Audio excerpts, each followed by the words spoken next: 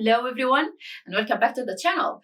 Well, as a professional teacher, you must never skip at least one open-ended question in a lesson. So today I'm going to share 15 wonderful, stimulating open-ended questions to use into classes, plus a few tips to manage the whole thing more effectively. By the way, I have a video about questioning and types of questions and all that kind of stuff related to using questions into the classroom. I leave the link down below. Check it out. Well, without further ado, let's hop right in the extraordinary questions. Well, question number one is, what do you hope to gain from something? What do you hope to gain from the course? What do you hope to gain from the trip? What do you hope to gain from this year? And so on. Question number two, what's one tip for someone looking for something?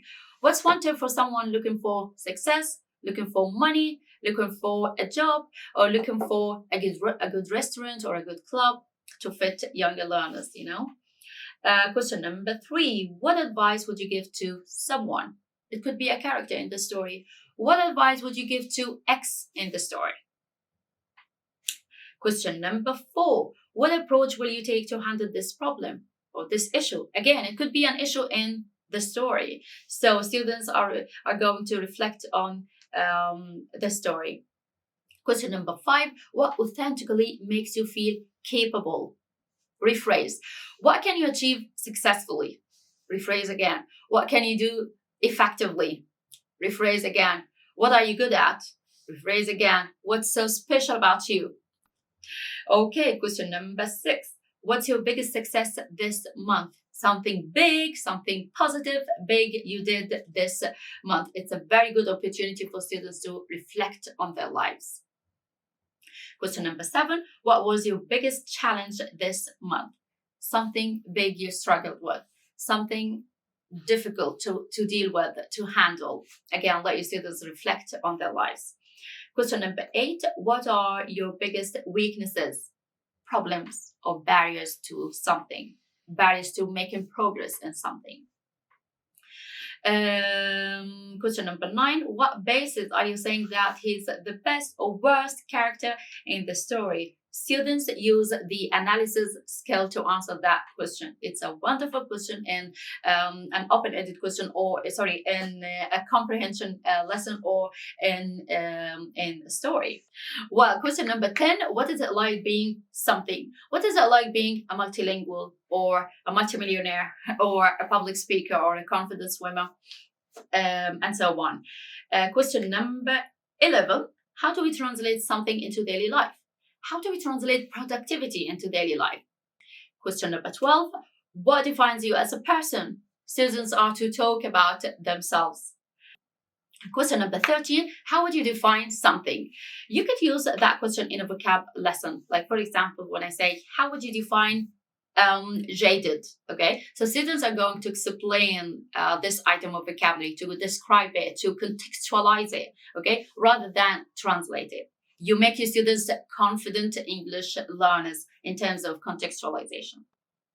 Question number 14, think about these comments. Which do you agree with and why? A very good question in a comprehension lesson as an extra activity if you have time, okay? Or you can use it in a function lesson. Students practice agreeing and disagreeing components. Last but not least, what do you want from life? What do you want from life? Okay, now let's look at the tips to manage the questioning process into the classroom effectively. Tip number one, consider students' age, students' level, and the content of the lesson when you plan an open-ended question. Tip number two, simple version of the question. Again, when you plan an open-ended question, keep in mind to rephrase it. So keep in mind or plan another version, a simple version of the same question. Well, tip number three, a model answer. If your students are able to figure out the question, but they can't answer it, because they're not used to this kind of questions. So give a model answer to inspire your students. Tip number four, you could use an open-ended question as an icebreaker. Well, tip number five relates to younger learners. You know that younger learners may find it really tricky to answer an open-ended question. So instead, start with, what do you think of? Or how this from your point of view, and help your students to use, I think, I believe, I see, and blah blah blah, until they get used to the whole idea of answering an open-ended question. Tip number 6, wait time. Never ever skip wait time.